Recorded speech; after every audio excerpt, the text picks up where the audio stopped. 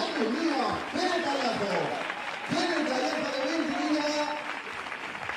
Que se ha quedado sin el podium, ha sido cuarto al final. En la prueba, quinto Zorrilla, sexto Gustavo Rodríguez, que ha perdido. Vamos a hablar con Ventrida, uno de los grandes protagonistas hoy aquí, Ventrida.